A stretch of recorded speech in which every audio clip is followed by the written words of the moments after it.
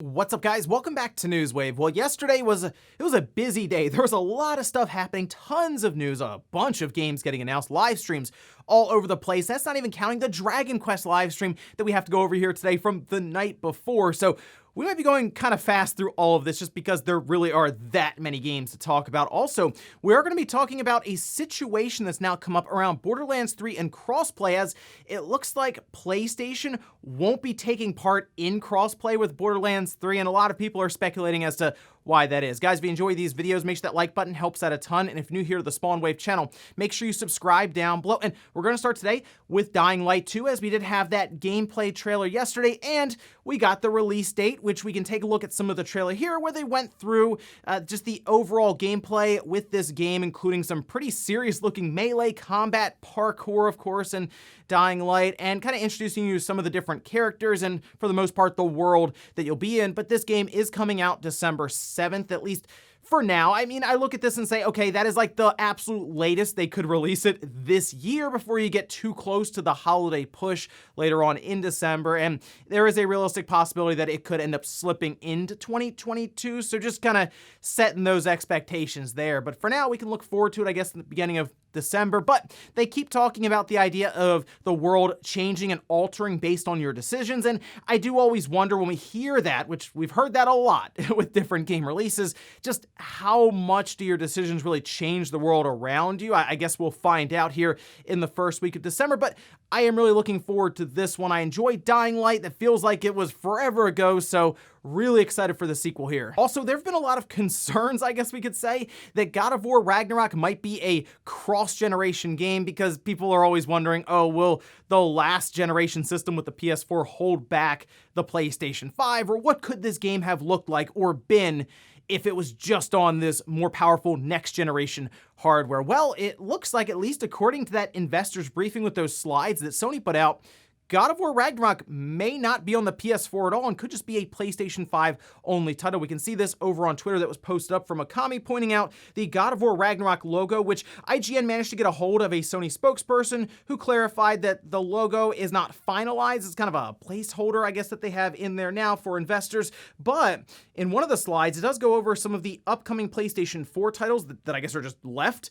And we have Horizon Forbidden West and Far Cry 6. No mention of God of War Ragnarok. Now, that could also mean that they are still trying to figure out if they are going to have it as a cross-gen title. I'm sure that's something they are thinking about, because they are just trying to get as many PS5 title or systems out there. So a God of War game may be too big of a budget for them to ignore that PS4 user base, or who knows, maybe they just use the God of War Ragnarok release as just another way to push people to the PS5. The only issue is, if there's no PS5s out there because they can't produce any, then there's really nothing to push them towards with this game release. I'm hoping that it's just a PS5 release so we can see what they're able to come up with at Sony Santa Monica, because God of War on the PS4 already looked incredible. So now think about it on the PS5 after what we just saw yesterday with Horizon Forbidden West visuals. Oh, also, we've talked about the possibility of Sony kind of revamping the PS5 so they can get more of those systems out there, which included maybe a redesign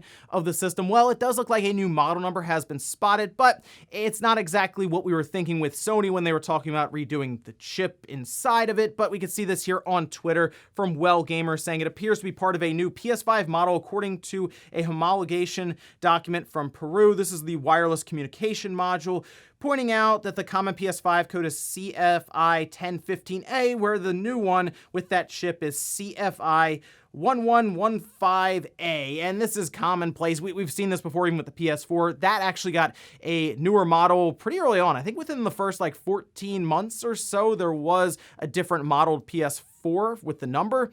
But as different parts inside change and alter, they will stamp them with different model numbers, kind of signify that, even down to like the wireless communication module in this case. And guys, with some of the quick news out of the way, let's get into the bigger stuff. Let's start right away with all these different live streams that happen with a ton of game announcements. And we're going to start with Sonic Central. This was actually an okay live stream overall. It wasn't drawn out. It was pretty quick. It was like 12 or 13 minutes or something. And they moved from announcement to announcement to announcement. And the only problem was the last announcement was really, really short and didn't really tell us much about the next big Sonic 3D game, which was announced for 2022, and we'll get into that here in a minute. But first, let's start from the top with some of the bigger announcements when it comes to games. They did talk about other things with animation, TV, all of this, but we can actually see we had Sonic Colors Ultimate. That's coming out September 7th for PC and consoles. This is the long-rumored Sonic Colors remaster that they were going to be bringing out. That sounded like it was coming this year, and it is. So exciting stuff there. Going to pick up that one because really the only other one we have was on the Wii, so I'm sure this game will look awesome on newer platforms.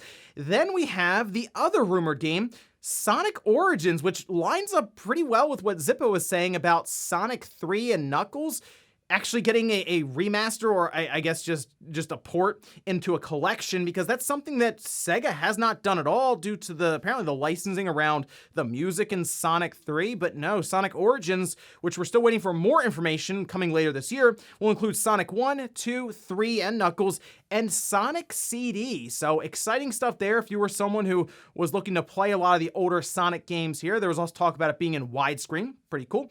And then the big reveal, obviously, at the end was that there would be a new 3D Sonic game for 2022. And to go a little further, there apparently have been some leaks that were noticed from the metadata when it comes to the Sonic teaser, where we can see it says Series X, that's Rangers teaser. This was from PT over on Twitter. And there's also a rumor that kind of lines up with from 4chan, where it's called Sonic Rangers. Is a big open world style Sonic game with towers, apparently, that you climb. Once again, kind of like Ubisoft games. That allegedly was part of a focus group testing that took place like a year ago, so maybe things changed, who knows. I do wish they had anything else to show other than just 2022. It literally looked like Sega announced the year 2022 as like the title of the game. Obviously, they showed like a symbol and other things to kind of hint towards what's to come for this game, but I'm surprised they didn't have anything more to show than what they did. But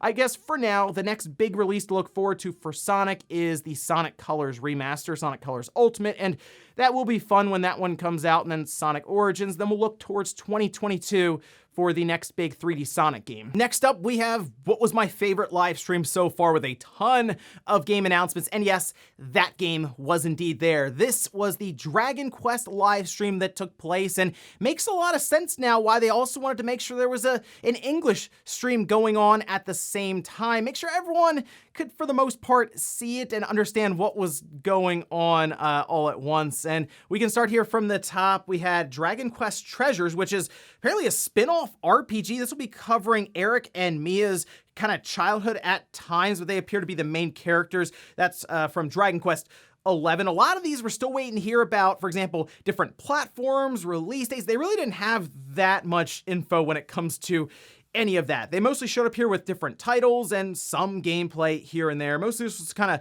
set the roadmap, I guess, for Dragon Quest over the next couple of years. Then we have the Dragon Quest X expansion, as well as a Dragon Quest X offline version, which the offline version is interesting because I wonder if that is the Dragon Quest X that they would bring out worldwide, whereas the MMO RPG is kind of well ingrained in Japan right now. So, I mean, there's always hope for the offline version. And we had Dragon Quest Keshi Keshi, which is a free-to-play mobile puzzle game for iOS and Android. But then we got to the big ones. Dragon Quest III Remake. This is going to be using the HD 2D engine. It looks very similar to something like Octopath Traveler, and it's getting a worldwide release.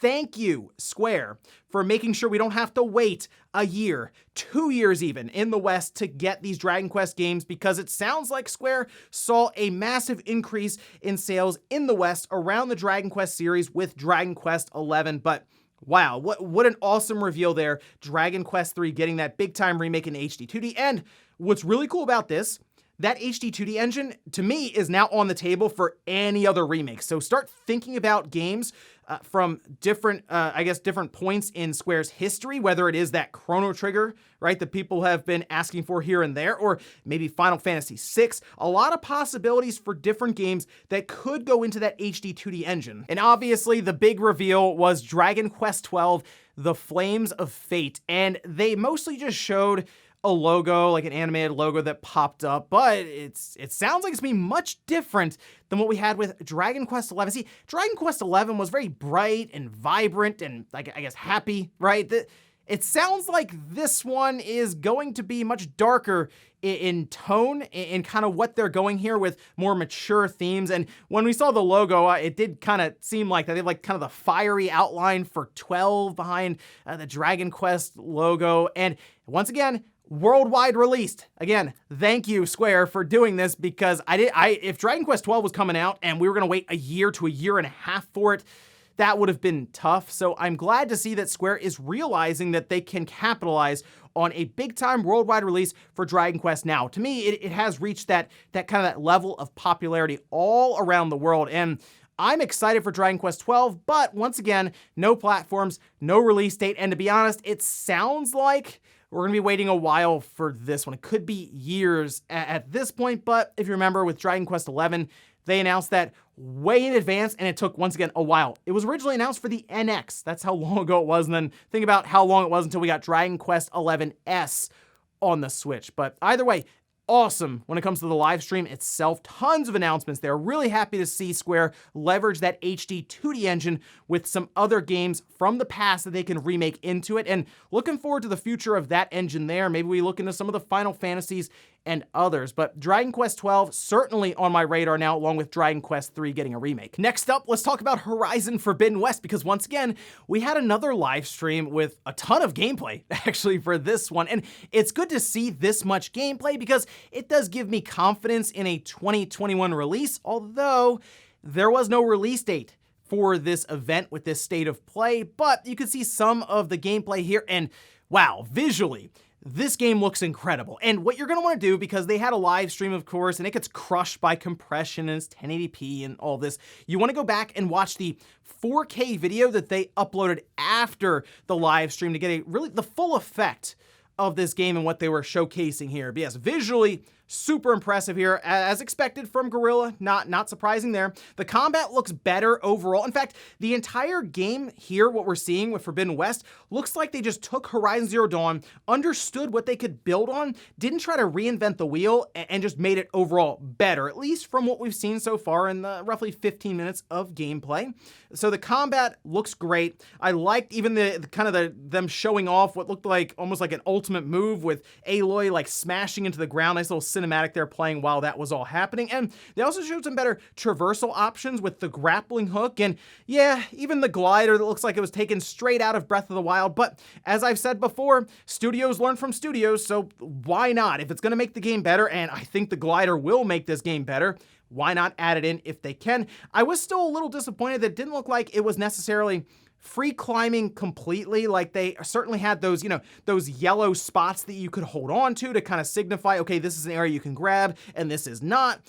But still, it is good to see all the extra options you have to kind of get around. And the best part, I thought, and it seemed like everyone agreed, was when Aloy went underwater, and I mean, it was just incredible looking there. And now we're kind of going under the water. We have a grappling hook, we have a glider. There's a lot of things they can set up when it comes to either puzzles or different encounters with enemy types. The biggest thing though, like I said, no release date. However, Guerrilla did kind of talk about this on Twitter a bit, saying that they're at least on track. So I'm hoping that this is the big holiday release for Sony, right? So we get into like November, okay, there's Horizon Forbidden West ready to go. Like I said, I'm just ready to play this game, especially after seeing that gameplay. Apparently they also have some more stuff to show us as we go along. So maybe they just dropped the release date on Twitter, or maybe they have another state of play lined up towards the end of this year in like August maybe, and they show off a bit more and then hit us with that, I'm gonna say November release date. There is still the possibility that it falls into 2022 despite them talking about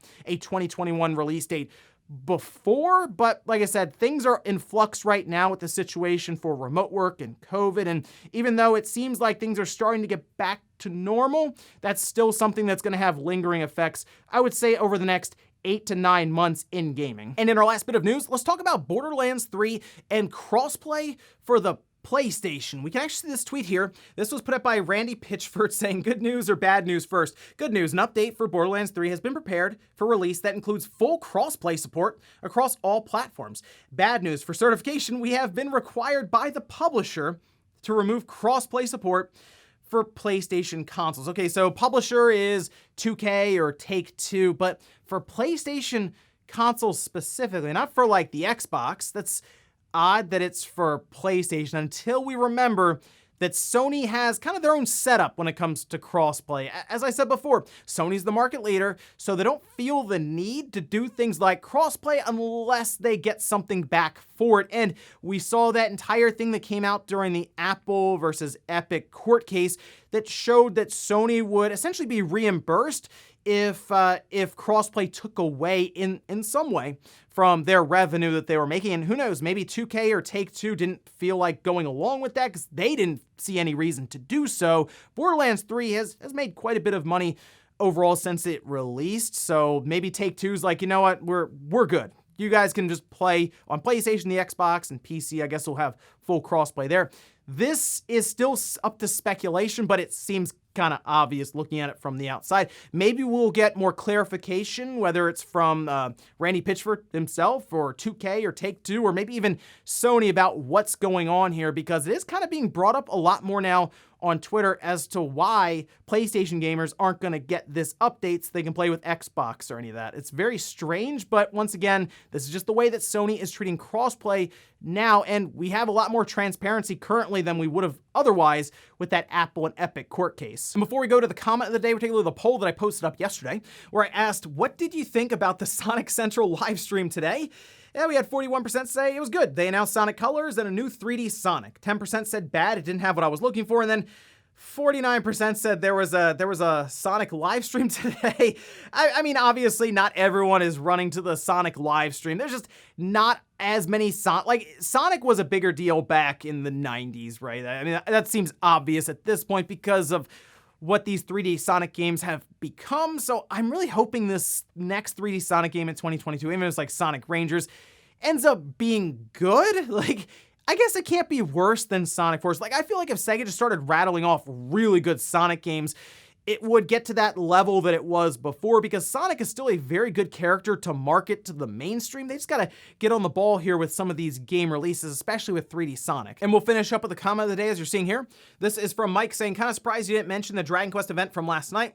The Dragon Quest 3 remake looks great, and Dragon Quest 12. So I was watching the live stream, and unfortunately, it was after Newswave was already being edited and posted, so it just wasn't gonna go in. And I thought, oh, maybe I'll do another video the following day. Then the Switch Pro stuff happened, and now I'm realizing E3 is coming up. There's gonna be news everywhere. You might end up getting multiple videos on this channel in a day just because there's gonna be so much stuff happening. Of course, I'll be doing the live streams around Nintendo and Microsoft and maybe even Square and some other events that are happening. Not Ubisoft though, because they like to copyright strike stuff, so we'll leave them behind. But just be ready for that, I guess. That Dragon Quest event really started to make me realize, wow, I'm gonna be making quite a few videos, and you might get hit pretty hard with your sub boxes here and then on Spawn Wave Plus. So should be a lot of fun when E3 gets here with all the stuff about to happen. And ladies and gentlemen, that's gonna do it here for Newswave. If you enjoyed this video, guys, hit that like button, really helps out. If not, hit the dislike. Leave comments down below about everything we talked about here today. There's all the game announcements yesterday. Let me know what your favorite one was, whether it was